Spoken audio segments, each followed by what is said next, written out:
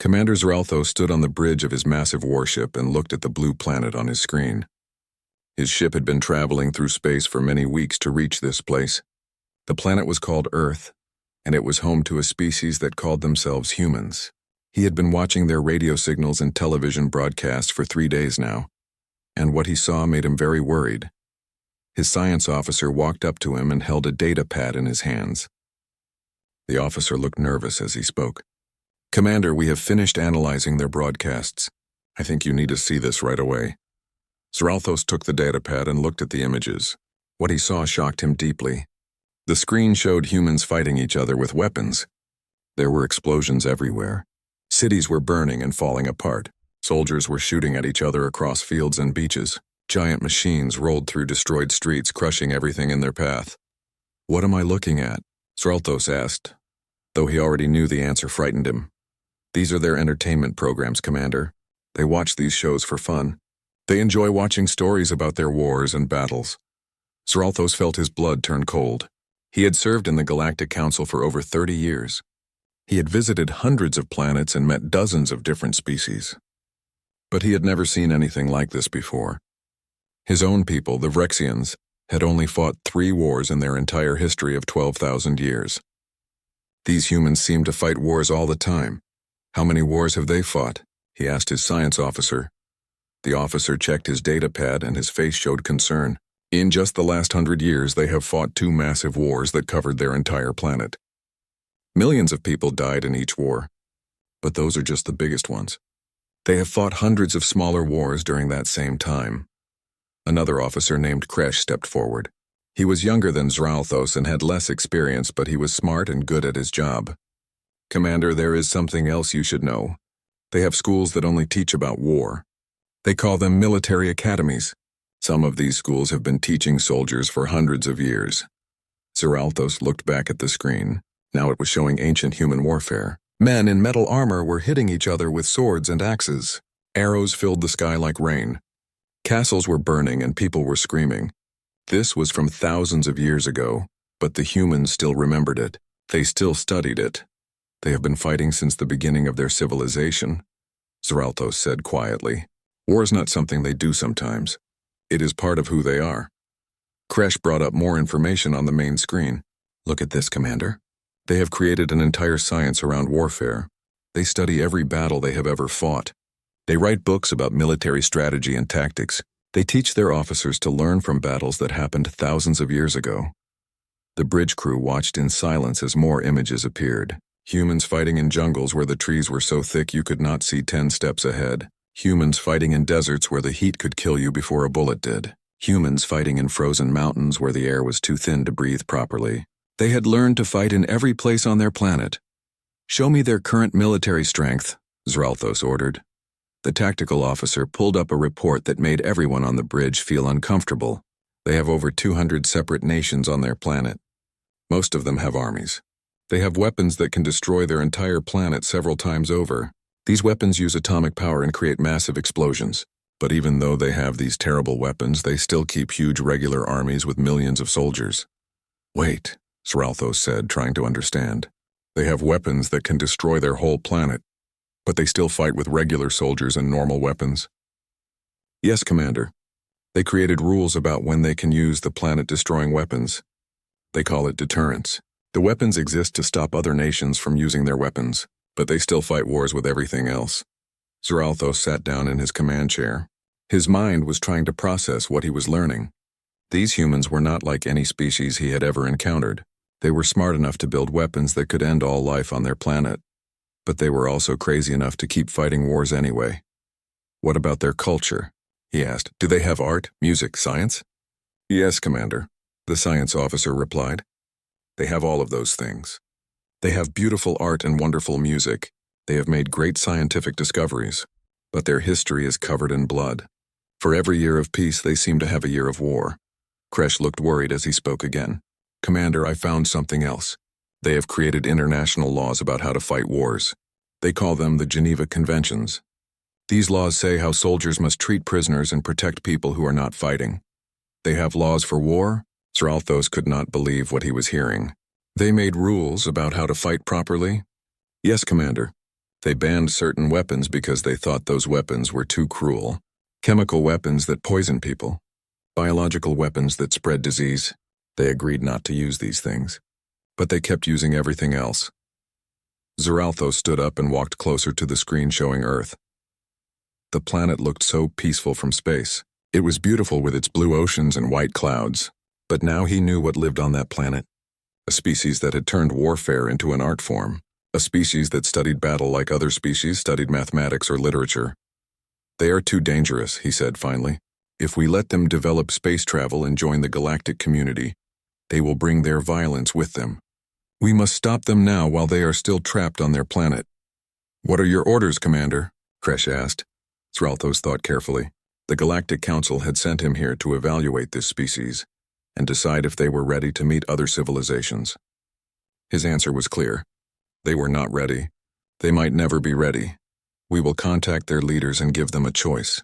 They can surrender their weapons and accept our guidance, or we will force them to stay on their planet forever. They will never leave their solar system. They will never threaten the peace of the galaxy. And if they refuse? Kresh asked quietly.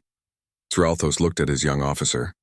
Then we will show them that we have better weapons and stronger ships. We will make them understand that they have no choice. One way or another, these humans will learn their place in the galaxy. He turned to his communications officer.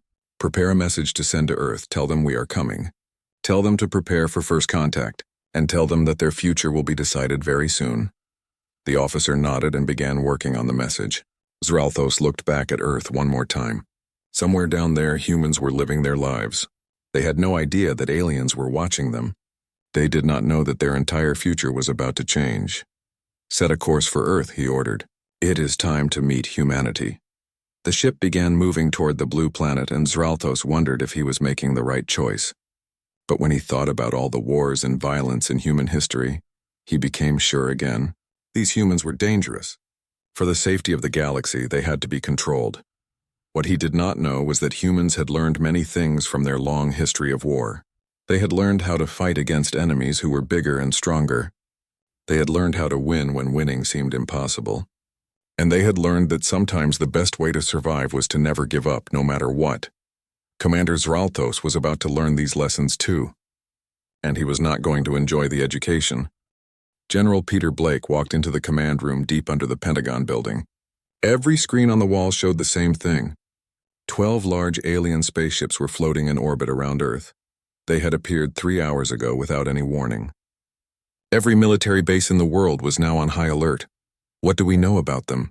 Blake asked as he walked to the center of the room where other officers were gathered. Admiral Lisa Grant turned to face him. Her face looked tired but calm. They sent us a message 30 minutes ago. They call themselves the Vrexian Empire. They say they represent something called the Galactic Council. In general, they are not here to be friends. Blake looked at the main screen showing one of the alien ships. It was huge, maybe 3 times bigger than an aircraft carrier. The ship had a dark metal surface that seemed to absorb light. Strange symbols were painted on its side. Show me the message, Blake said. A recording played on the screen. An alien face appeared. It had 4 eyes, 2 large ones in front and 2 smaller ones on the sides of its head. Its skin looked rough like tree bark and was colored dark green. When it spoke, a computer translated its words into English. People of Earth, I am Commander Zeralthos of the Vrexian Empire. We have been watching your planet and studying your history. We have seen your wars and your violence. You are too dangerous to be allowed into the galactic community. You must give up all your weapons and accept our control. You have 72 hours to surrender. If you refuse, we will attack. This is your only warning. The message ended and the room became quiet.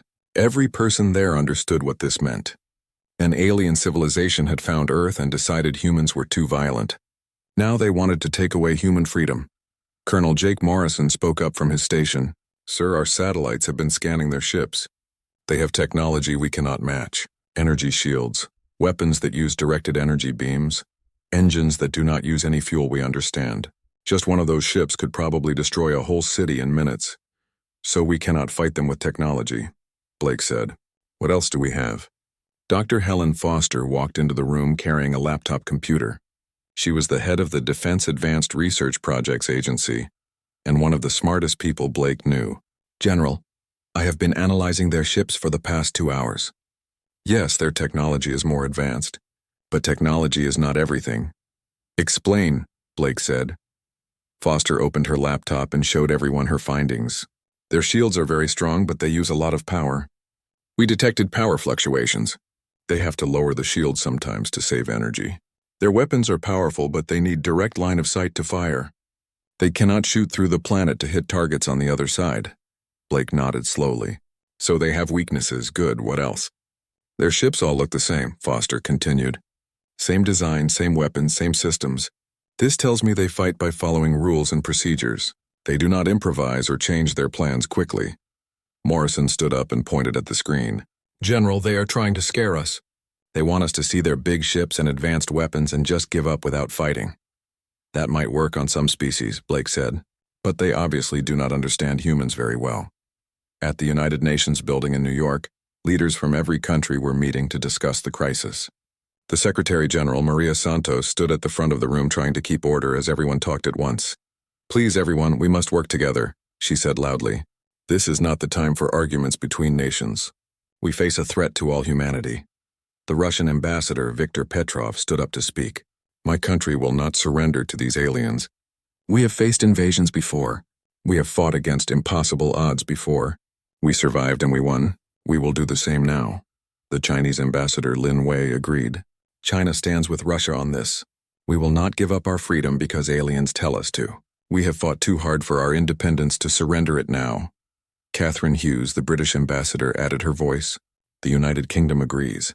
We should respond together as one planet. If we surrender now, we will never be free again.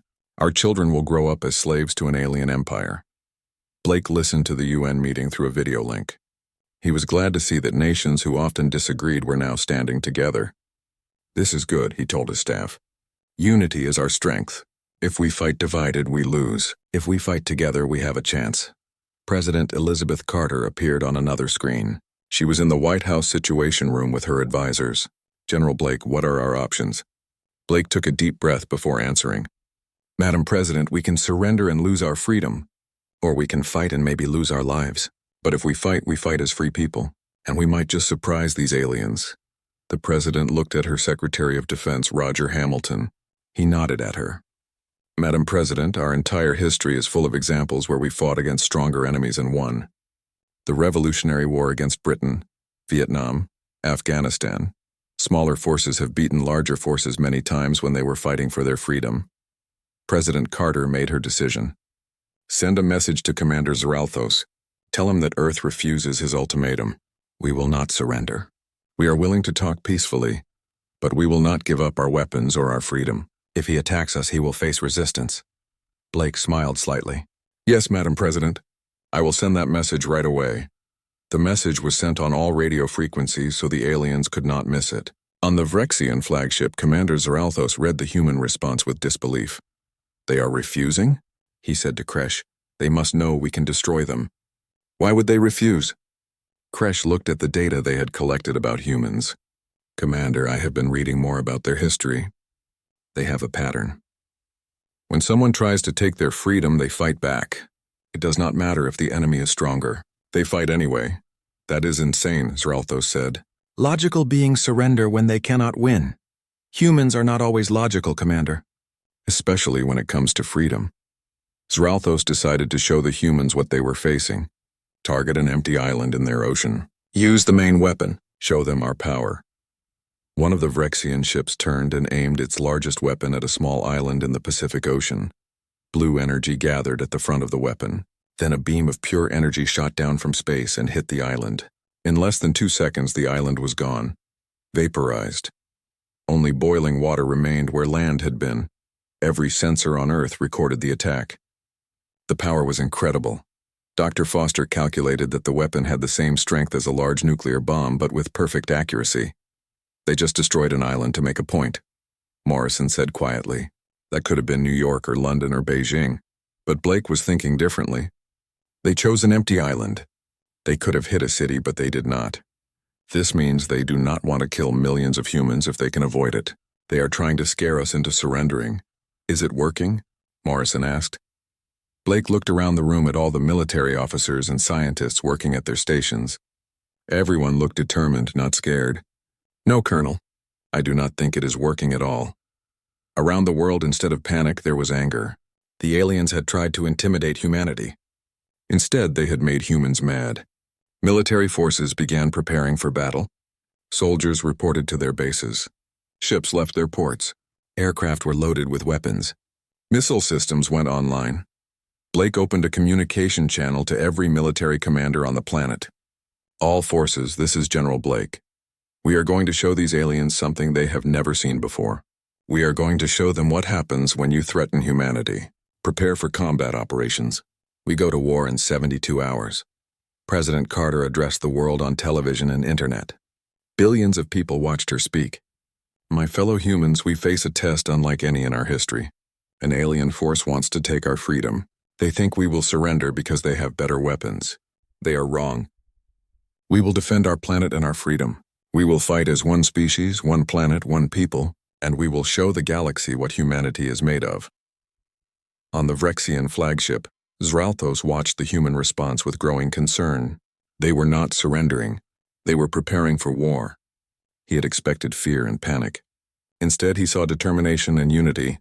Maybe we should wait for more ships from the Council, Kresh suggested. No, Zralthos said, though he felt doubt creeping into his mind.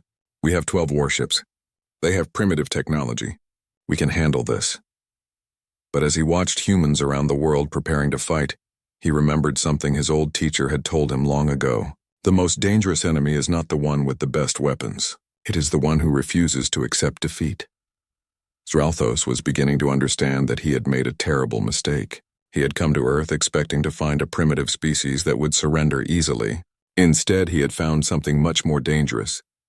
He had found a species that had been preparing for war for thousands of years. A species that knew how to fight against impossible odds. A species that would rather die free than live as slaves. The 72-hour countdown had begun. Neither side was backing down. War was coming in Zralthos. General Blake stood in front of cameras that would broadcast his message to the entire world and to the alien fleet in orbit. Behind him stood military leaders from the United States, Russia, China, Britain, France, India, and dozens of other nations. They were united in a way that had never happened before in human history. Commander Zralthos, Blake began, speaking calmly and clearly. You have studied our history and decided we are too violent to join your galactic community. You have seen our wars and judged us by them, but you have only looked at the surface. You do not understand what you are really seeing. On the Vrexian flagship, Zralthos watched with his crew. He was curious about what the human general would say. Let us hear their plea for mercy, he said to Kresh, but Blake was not pleading. You want to know about human warfare? Then let us teach you. Since you are judging us by our military history, we will give you a complete education. Dr. Foster, please begin. Dr. Helen Foster stepped forward and activated a holographic display that was transmitted to the alien ships. Images appeared showing ancient human warriors. Let us start at the beginning. 3,000 years ago at a place called Thermopylae, 300 Spartan soldiers held a mountain pass against a Persian army of over 100,000 men. They held for 3 days. They all died, but they gave their people time to prepare. This taught us about sacrifice. The image changed to show horsemen riding across vast plains. 800 years ago, Genghis Khan and the Mongols conquered the largest empire in human history. They did not have the best weapons or the most soldiers, but they had better tactics. They could move faster than anyone expected. They could communicate across huge distances. They could adapt to any enemy. This taught us that being smart is better than being strong. Zralthos leaned forward in his chair. He had expected the humans to beg or threaten. He had not expected a history lesson, but something about it made him keep watching. Foster continued. 250 years ago, American colonists fought against the British Empire. Britain had the best navy in the world. They had professional soldiers and advanced weapons. The Americans were farmers and shopkeepers with old rifles. But the Americans knew their own land. They used guerrilla tactics. They refused to fight the way the British expected. And they won their freedom. This taught us that you do not have to fight fair. You just have to win. The images showed more battles. Napoleon's campaigns across Europe. The American Civil War, where ironclad ships and rifled guns changed warfare forever. World War I with its trenches, machine guns, and poison gas. World War II with its tanks, aircraft, and atomic bombs.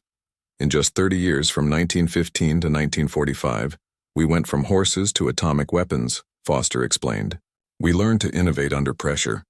When survival was at stake, we could create new technology and new tactics faster than anyone thought possible.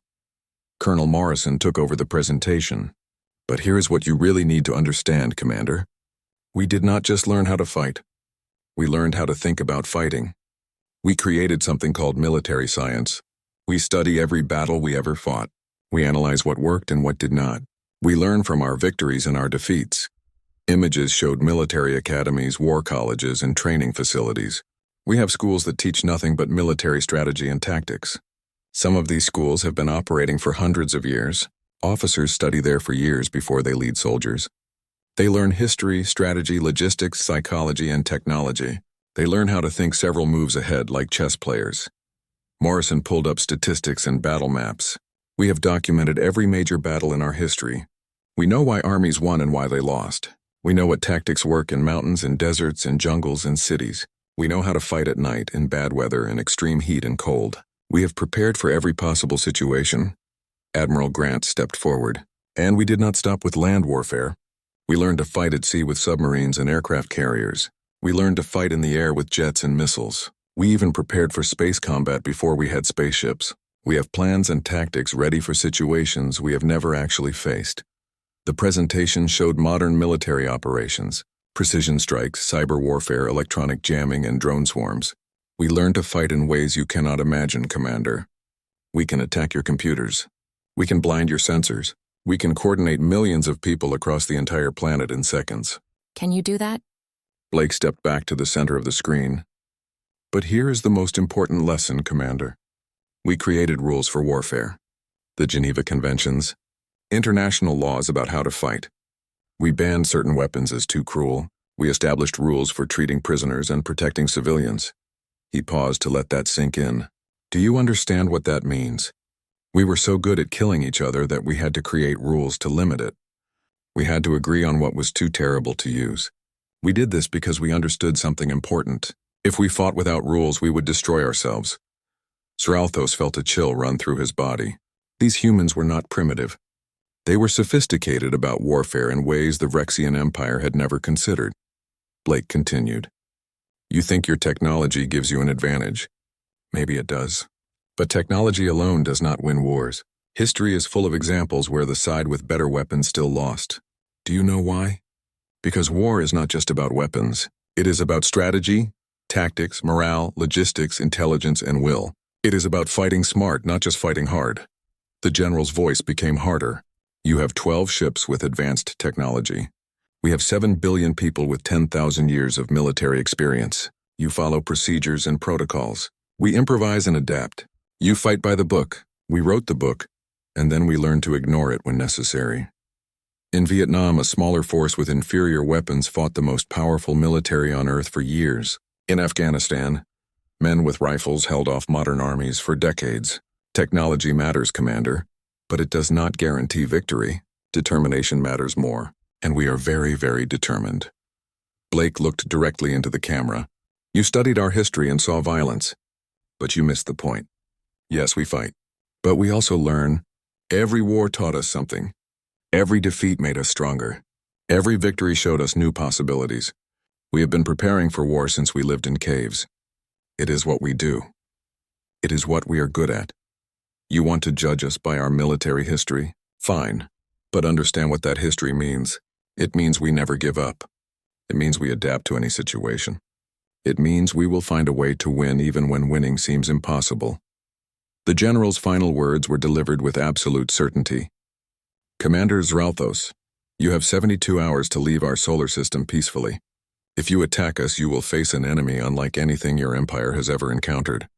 We will use tactics you have never seen. We will exploit weaknesses you did not know you had. We will fight in ways that your military training never prepared you for. We do not want war, Commander, but we have fought thousands of them. We know how to win. And we know how to make victory cost so much that you will wish you never came here. The choice is yours. Leave in peace or stay for war. But choose wisely because humanity does not surrender. Not today. Not ever. The transmission ended. Blake turned to the other military leaders. Now we wait and see if he is smart enough to leave. On the Vrexian flagship, the bridge was completely silent. Every crew member had watched the human presentation. They had seen thousands of years of warfare condensed into one lesson. They had learned that these humans were not primitive savages. They were experts at something the Vrexians barely understood. Kresh spoke quietly. Commander, they have been studying warfare for thousands of years. Our empire has fought 3 wars in 12,000 years. They have fought more battles in a single century than we have in our entire history, another officer added nervously. And they did not just fight and forget. They documented everything. They learned from it. They created an entire science around it. They teach it in schools. It is part of their culture. Zeralthos sat in his command chair, his mind racing. He had expected the humans to show fear or anger. Instead, they had given him an education. They had shown him that they understood warfare at a level his people had never reached. The Vrexians had better technology, but the humans had something more valuable: experience, knowledge, and the will to use both. What are your orders, Commander? Kresh asked. Zeralthos looked at the blue planet on his screen. It looked so peaceful and beautiful, but now he knew what lived there. A species that had turned war into an art form. A species that had spent millennia learning how to fight and win. A species that would rather die than surrender. He thought about his own crew. They were well-trained and disciplined, but they had never fought a real battle. They followed procedures and protocols. They did what they were trained to do. Could they adapt if things went wrong? Could they improvise like the humans claimed they could? Send a message to the Galactic Council, Zeralthos said slowly. Tell them we need more information before we proceed. Tell them these humans are more sophisticated than we thought. Are we withdrawing? Kresh asked hopefully. No, Zeralthos said. The first attack came at sunrise over the Pacific Ocean. A Vrexian warship descended through the clouds toward a military base in Australia. The ship's main weapon began to charge with blue energy. The crew prepared to fire and show the humans what real power looked like. They never got the chance. 6 missiles launched from submarines hidden beneath the ocean surface. The missiles moved incredibly fast, streaking up through the air toward the alien ship. The Vrexian shield stopped 4 of them. 2 got through. The explosions were not big enough to destroy the ship, but they damaged the hull and knocked the weapon system offline. Captain Sarah Mitchell watched from her submarine deep under the water. Target hit. Alien ship is damaged. They are moving away from the coast. Good work, Captain, Admiral Grant said from her command center. All Pacific forces continue with the plan. Hit them fast and move. Do not stay in one place. Around the planet, the human military launched their response. It was not a massive attack trying to destroy the alien fleet. That would be impossible. Instead, it was dozens of small, precise strikes designed to test the aliens and find their weaknesses. Missiles came from everywhere. From ships at sea, from hidden bases on land, from aircraft flying low to avoid detection. Each wave of missiles was different. Some were fast, some were slow. Some had radar guidance, others used heat-seeking. Some were real weapons. Others were just decoys meant to waste the alien defenses. On the Vrexian flagship, Commander Zeralthos watched his tactical display fill with hundreds of incoming threats. How are they launching so many missiles at once? They are coordinating across their entire planet. They have satellite communications and computer networks, Kresh reported. They can share information instantly. Every military unit knows what every other unit is doing. The Vrexian point defense systems opened fire, destroying most of the missiles. But not all of them. 3 missiles hit another ship, damaging its shield generator. The ship started to drift, its protective shield flickering on and off. They are not trying to destroy us, the tactical officer realized. They are trying to damage our shields and weapons. They want to wear us down slowly. Zeralthos understood what was happening. The humans were fighting smart. They were not wasting their weapons on attacks that could not work. Instead, they were learning. Each attack taught them more about Vrexian defenses. Each strike found new weaknesses. Target their military bases, Zeralthos ordered. Use the main weapons. Show them we can strike back. But when the Vrexian ships tried to target human bases, something strange happened. Their targeting computers stopped working properly. The coordinates kept changing. The system showed targets that were not there. We are under cyber attack, the communications officer reported, panic in his voice. The humans have infected our computer systems. They are feeding us false information. In a secure bunker under the Pentagon, a team of computer experts worked frantically at their stations. Chris Taylor, a young programmer, typed commands as fast as he could. We are in their network. It is not completely under our control, but we can disrupt their targeting. Keep feeding them bad coordinates. The Vrexians tried to switch to manual targeting, but that was much slower.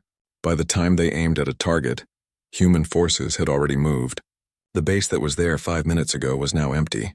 The soldiers had evacuated. The equipment had been moved. Dr. Foster had predicted this. They will have advanced technology, but they will rely on it too much. If we can disrupt their systems, we can neutralize their advantage. General Blake watched the battle developing. Phase 2. Release the drones. From bases all over the world, thousands of small drones took to the sky. They were not military drones. They were modified commercial drones, the kind that people used for photography and delivery. But humans had weaponized them. Some carried small explosives. Others carried cameras and transmitters. All of them were cheap to make and easy to replace. The drones swarmed up toward the alien fleet like a cloud of angry insects. The Vrexian point defense systems tried to shoot them down, but there were too many. For every drone destroyed, 5 more took its place. What are those things? Kresh asked, watching thousands of small objects approach the fleet. They appear to be unmanned aircraft, a sensor officer replied. Very small. They are not a serious threat individually, but together they were a nightmare. The drones flew around the Vrexian ships in complex patterns, avoiding the larger weapons. Some crashed into sensor arrays, destroying them. Others attached themselves to the hull and exploded, causing small damage. The cameras on the drones transmitted everything back to Earth, giving human commanders a complete view of the alien fleet. They are using swarm tactics, the tactical officer said with grudging respect. Ancient military strategy applied with modern technology. We can shoot down hundreds of them, but we cannot stop them all. One Vrexian ship, already damaged from the missile strikes, drifted too low in the atmosphere. Human fighter jets were waiting. 100 aircraft using stealth technology to avoid detection suddenly appeared and fired their missiles. The alien ship tried to climb back to higher orbit, but the damage was too severe. Its engines failed, and it began falling toward the ocean below. The crew managed to activate emergency systems and crashed into the Pacific Ocean instead of on land. The ship was not destroyed, but it was disabled and sinking. We just brought down an alien warship, Colonel Morrison reported, his voice filled with amazement. Sir, this is actually working. General Blake allowed himself a small smile. They have better technology, but we have better tactics. Keep the pressure on. Do not give them time to adapt. Zeraltho stared at the tactical display in disbelief. His fleet was supposed to be invincible. They had shields and weapons far beyond anything humans possessed. But somehow the humans were winning. They were not winning through superior technology. They were winning through superior strategy. They are attacking us from multiple directions at once, Kresh observed. Missiles from the sea, aircraft from below, drones from all sides, cyber attacks on our computers, electronic jamming on our communications. They are using every type of warfare at the same time. Order all ships to climb to high orbit, Zeralthos commanded. We need to regroup and reassess. The Vrexian fleet began moving away from Earth, climbing higher into space. To the humans watching from below, it looked like a retreat. Celebrations broke out in command centers around the world. They are running, Morrison said with satisfaction. But Blake was more cautious. They are not running. They are learning. They will study what we did and adapt. We need to prepare for their next move. President Carter appeared on the communication screen. General Blake, the world is calling this a victory. We damaged several alien ships and forced them to retreat. People are asking if the war is over. No, Madam President, Blake replied honestly. This was round 1. They came expecting easy prey and got a surprise. But they have more ships and better weapons. They will be back with a new plan. We bought ourselves time. Now we need to use it wisely. In space, the Vrexian fleet regrouped in high orbit far above Earth's atmosphere. Zeralthos called his senior officers together for an emergency meeting. His pride was hurt, but his mind was working on the problem. Analysis, he demanded. How did this happen? The tactical officer brought up data from the battle. The humans used coordinated attacks across their entire planet. They shared information in real time. They adapted their tactics constantly. When we defended against missiles, they sent drones. When we targeted their bases, the bases were already empty. They were always one step ahead, another officer added. It is like they knew what we would do before we did it, Kresh spoke up. Commander, remember what they told us. They study military history. They learn from every battle. They have doctrines and procedures for every situation. When we did exactly what our training told us to do, we became predictable. Zeralthos nodded slowly. They have been fighting for thousands of years. We have been training for years. There is a difference. He looked at his officers. We need to think differently. We cannot just follow our standard procedures.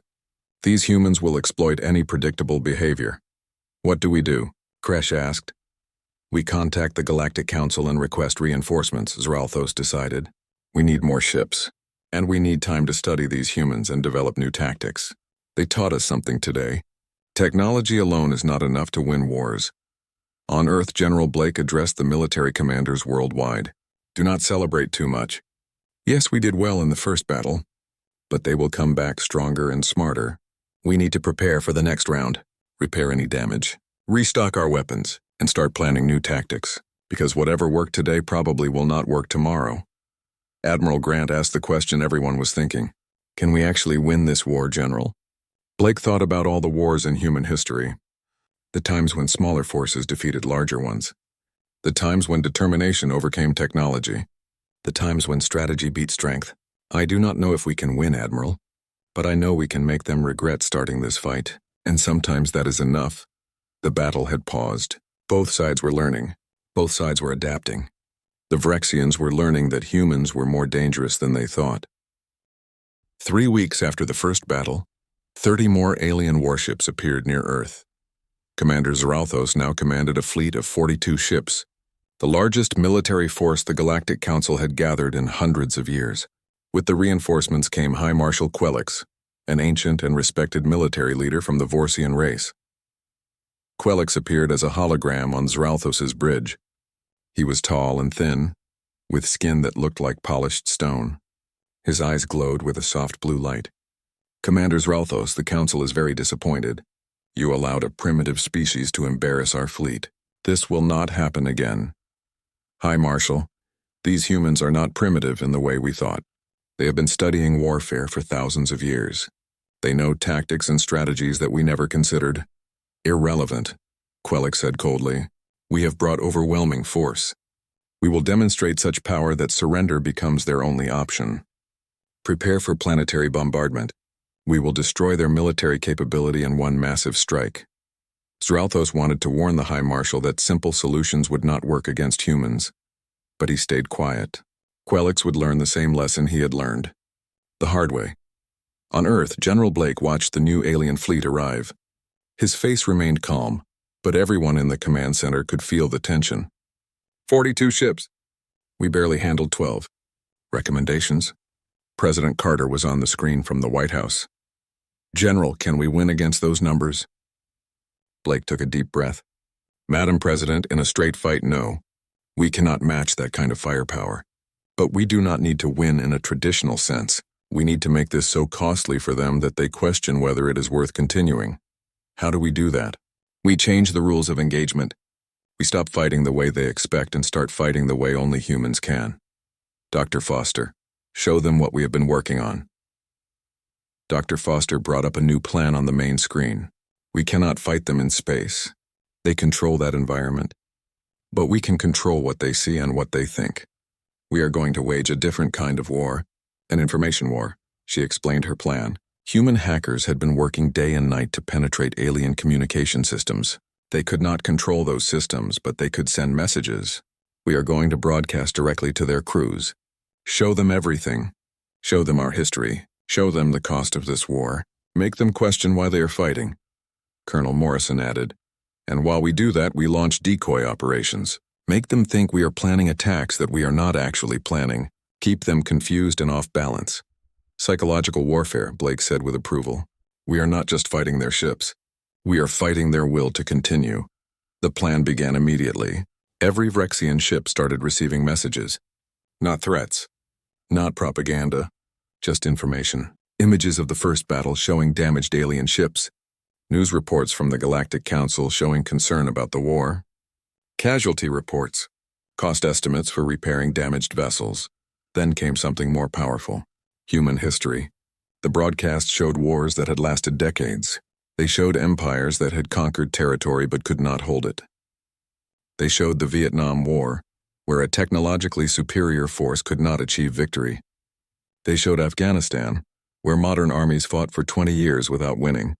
They are sending us their history again, Kresh reported from his station. Why? One young Vrexian crew member who had been studying the human broadcasts spoke up nervously. Sir, I think they want us to understand something. They want us to see that victory in battle does not mean victory in war. They want us to know they can fight for decades if necessary. Zralthos realized what the humans were doing. They are trying to break our morale. They want us to question whether this war is worth fighting. High Marshal Quelix was angry when he learned about the broadcasts. Block their transmissions. Do not let the crew see this propaganda. We have tried, High Marshal. They keep finding new ways to get their messages through. Our communication systems were not designed to keep information out. They were designed to spread information efficiently. While the psychological warfare continued, humans prepared for the next physical battle. But this time they tried something completely unexpected. Instead of hiding, they launched civilian spacecraft directly toward the alien fleet. What are they doing? Quelix demanded, watching 50 human ships approach. Are those attack vessels? No, High Marshal. Our sensors show they are unarmed. They appear to be civilian spacecraft. The human ships formed a ring around the alien fleet. Then they began broadcasting again, but this time to the entire galaxy. Every species that had contact with the Galactic Council received the transmission. People of the galaxy, the message began. A human woman named Angela Price spoke calmly to the camera. We are humanity. For 3 weeks we have been fighting for our freedom against a fleet sent to conquer us. We did not start this war. We only want to live in peace and determine our own future. The broadcast showed footage of both battles. It showed human courage and determination. It showed alien ships attacking first. It showed the destruction and the cost. But it also showed something else. It showed human culture, art, science, and achievements. We are more than warriors, the broadcast continued. We are artists, scientists, teachers, and dreamers. We have created beauty and advanced knowledge. We want to share these things with the galaxy. But we will not share them as conquered slaves. We will share them as free people, or not at all. The message was powerful because it was honest. It did not hide human capacity for violence, but it showed the full picture. A species capable of great destruction, but also great creation. A species that valued freedom above survival. On the Vrexian flagship, Quelix watched the broadcast with growing fury. They are appealing directly to the Council and to other species. They are trying to turn this into a political problem instead of a military one. It is working, High Marshal, an officer reported quietly. We are receiving messages from the Council. Multiple species are asking why we are fighting a pre-interstellar species. Some are questioning the morality of this war. For the first time, Quelix looked uncertain. This was supposed to be a simple containment operation. How did it become so complicated? Zralthos could have said he tried to warn everyone, but he stayed silent. The humans had turned a military problem into a political and moral problem. They were fighting on multiple levels at once. Physical combat in space, cyber warfare in computer systems, psychological warfare against morale, and now political warfare across the galaxy. General Blake watched the alien fleet from Earth. They are confused. They came expecting to fight a war, but we are giving them something they were not prepared for. We are making them question the entire purpose of this conflict. President Carter asked, "Will it be enough?" I do not know, Madam President, but it is our best chance. We cannot win through firepower alone, but we might win by making them choose not to fight. High Marshal Quelix made a decision. Prepare for bombardment. We will target one human city as a demonstration, something large enough to make them surrender but not so large that other species will condemn us too harshly. But when the targeting systems locked onto a city, something unexpected happened. The civilian spacecraft that had been orbiting nearby moved to block the line of fire. 50 human ships positioned themselves between the alien weapons and Earth. They are using their own civilians as shields, Quelix said with shock. That is insane. No, High Marshal, Zralthos said quietly. That is desperation combined with strategy. They know we do not want to kill unarmed civilians on camera while the whole galaxy watches. It would make us look like monsters. On the lead civilian ship, Captain Angela Price spoke to her crew. "We volunteered for this. We all knew the risk. If they fire through us to hit Earth, the galaxy will see them for what they are, and if they do not fire, we have stopped them without firing a shot." The standoff lasted for hours. The alien weapons were charged and ready. The human civilians stayed in position, unarmed and vulnerable. The whole galaxy watched to see what would happen. Finally, Quelix gave the order. "Stand down. We will not fire on unarmed civilians." He turned to Zralthos. "Contact the Galactic Council. Tell them we need new orders. This situation has become too complex for military solutions alone." On Earth, cheers erupted in command centers worldwide. The aliens had backed down. 50 brave humans and unarmed spacecraft had stopped an alien bombardment through sheer courage. But Blake knew this was not over. "They will ask the Council for guidance. This gives us time, but it also means more delays. We need to keep the pressure on. Keep broadcasting. Keep telling our story. Make sure every species in the galaxy knows what is happening here." Over the next few days, something remarkable happened. The Galactic Council began receiving petitions from other species. Some supported humanity's right to self-determination. Others questioned whether the Vrexian approach was the right one. A few species even offered to mediate peace talks. The tide of galactic opinion was shifting. What had started as a simple military operation had become a moral question that the entire galaxy was debating. Should a species be judged solely by its capacity for violence, or should it also be judged by its capacity for courage? The peace negotiations took place on a neutral space station that orbited between Earth and Mars. The station had been built specifically for this purpose, with meeting rooms designed to accommodate both human and alien delegates.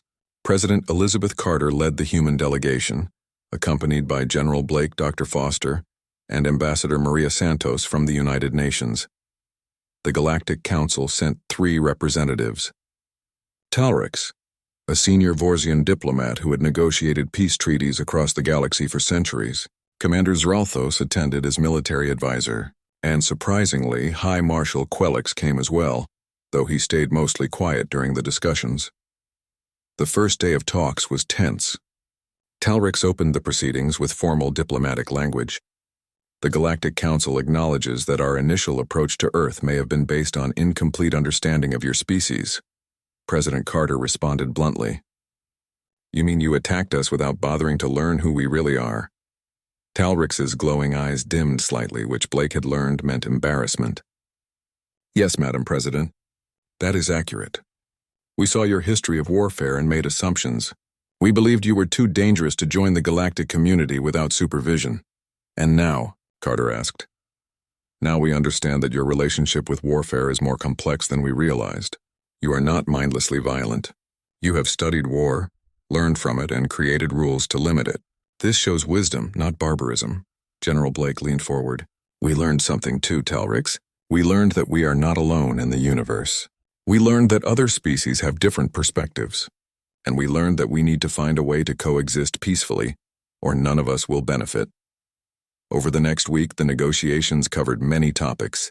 The Council wanted guarantees that humans would not use their military knowledge to threaten other species. Humans wanted recognition as a sovereign species with full rights in the galactic community. Dr. Foster suggested a solution. "What if we share our knowledge instead of hiding it? We can teach other species about military strategy and defensive tactics. Not to make the galaxy more violent, but to make everyone better prepared to defend themselves." Talrix considered this. "You would teach other species your military expertise?" "Why not?" Foster replied. "Our entire history shows that knowledge shared makes everyone stronger. We do not want to conquer anyone, but we do understand conflict better than most species. That knowledge could be valuable for peacekeeping operations, defense planning, and conflict resolution." The idea was revolutionary. No species had ever offered to share their core competencies so freely. But it made sense. Humans were good at warfare not because they loved violence, but because they had been forced to learn it through hard experience. That knowledge could help protect the galaxy. Zralthos spoke up. "I have fought against humans. I have seen their tactics and strategies. I will admit our own military training is lacking in comparison. We follow procedures well, but we do not adapt quickly. The humans could teach us much." Ambassador Santos added another dimension to the discussion. But let us be clear. We are not just warriors. We are also artists, scientists, explorers, and dreamers. Any relationship between Earth and the galactic community must recognize all aspects of humanity, not just our military capabilities. Agreed, Talric said. We propose full membership in the Galactic Council with 2 conditions. First, Earth must agree to the common laws that govern all member species. No conquest, no slavery, no genocide. Second, you must share your military and strategic knowledge to help train galactic defense forces. President Carter looked at her advisors. They nodded. We accept those conditions, but we have one of our own. Earth remains sovereign. We make our own decisions about our planet and our people. No outside control, no supervision. We are partners, not subjects. That is acceptable, Talrix agreed. The formal treaty was signed 3 days later. Earth became the newest member of the Galactic Council, with full rights and responsibilities. In exchange, humanity agreed to establish military academies that would train officers from all member species. They would share their knowledge of tactics, strategy, and conflict resolution. But the real changes happened in the months that followed. Human military advisors traveled to other worlds, teaching them about defensive strategies and tactical thinking. Other species sent students to Earth to study at West Point, Sandhurst, and other famous military schools. The exchange of knowledge benefited everyone. More importantly, humanity's reputation evolved. The galaxy had initially seen them as dangerous primitives. After the battles, they were seen as formidable warriors. But as time passed and humans shared their knowledge freely, they became known as teachers and strategists, the species you called when you needed military advice or help resolving conflicts. General Blake retired from active duty 6 months after the peace treaty. He accepted a position as Chancellor of the new Galactic Military Academy, based in Geneva. On his first day, he addressed an auditorium filled with students from 20 different species. You are here because your worlds want to learn about warfare, Blake began. But the most important lesson I can teach you has nothing to do with weapons or tactics. The most important lesson is this. The purpose of military strength is not to fight wars. It is to prevent them. He looked at the diverse faces before him. Some had scales, some had fur, some had skin like his own. All of them were listening intently. Humans spent 10,000 years learning how to fight. We fought thousands of wars. Millions of people died. But do you know what we learned from all that suffering? We learned that war should be the last option, not the first. We learned that the best military leaders are the ones who find ways to avoid fighting while still protecting their people. Blake continued. We will teach you tactics and strategy. We will teach you how to plan operations and lead soldiers. But we will also teach you when not to fight. We will teach you about diplomacy, de-escalation, and peaceful resolution. Because true strength is knowing when to use force and when to show restraint. A young Rexian student, a nephew of Kresh, raised his hand. General Blake, sir. My uncle told me that you defeated our fleet through superior tactics, but you could have destroyed more of our ships. Why did you show restraint? Blake smiled. Because we did not want to destroy your fleet. We wanted to make you stop attacking us. There is a difference. If we had killed thousands of your people, how would you feel about humans today? The student thought about it. I would hate you, and I would want revenge. Exactly. But instead we fought just enough to earn your respect without creating lasting hatred. Now we are allies instead of enemies. That is the real victory. Commander Zralthos, who had also retired and now worked as an advisor at the academy, stood up to speak. General Blake is correct. I came to Earth expecting to find barbarians. Instead, I found a species that understood something my people had forgotten. Warfare is not about killing enemies. It is about achieving objectives. Sometimes you can achieve your objective without killing anyone. The academy flourished. Students learned not just human military history, but military history from other species as well. They studied battles, analyzed strategies, and learned to think several steps ahead. But they also studied ethics, diplomacy, and the laws of war. They learned that being a warrior meant protecting people, not just fighting them. Years passed. Earth's place in the galaxy solidified. Humans became trusted advisors on military matters, but also contributed to science, art, and culture. They explored new worlds, established trade relationships, and made friends across the galaxy. The Battle of Terra became legendary. Parents told their children about the small blue planet that refused to surrender. Military academies across the galaxy studied Earth's tactics. And throughout the galaxy, When someone showed determination against impossible odds, people said they were fighting like humans. General Blake retired for a second time at the age of 70. He spent his final years writing a book about the Battle of Terra and its aftermath. In the final chapter, he reflected on what humanity had learned. "We discovered we were not alone in the universe," he wrote. "We discovered that our capacity for warfare, which we had always seen as our darkest quality, could also be our greatest gift to the galaxy. Not because warfare is good, but because understanding it helps prevent it. We taught the galaxy how to fight, but more importantly, we taught them when not to fight. We showed them that true strength comes not from weapons but from wisdom, and we proved that a species can be both peaceful and prepared, both gentle and strong. The Battle of Terra changed us. It forced us to see ourselves through alien eyes. We could no longer pretend that our history of violence did not define us. But we also learned that it did not have to limit us. We could be warriors and peacemakers, fighters and teachers, students of war and advocates for peace. On Earth, a memorial was built in Geneva, where the peace negotiations had taken place. It listed the names of everyone who served during the crisis: soldiers, sailors, pilots, programmers, diplomats, and the brave civilians who had risked their lives by positioning their ships between Earth and the alien weapons. At the base of the memorial, an inscription captured humanity's message to the galaxy: "We did not seek war, but we did not flee."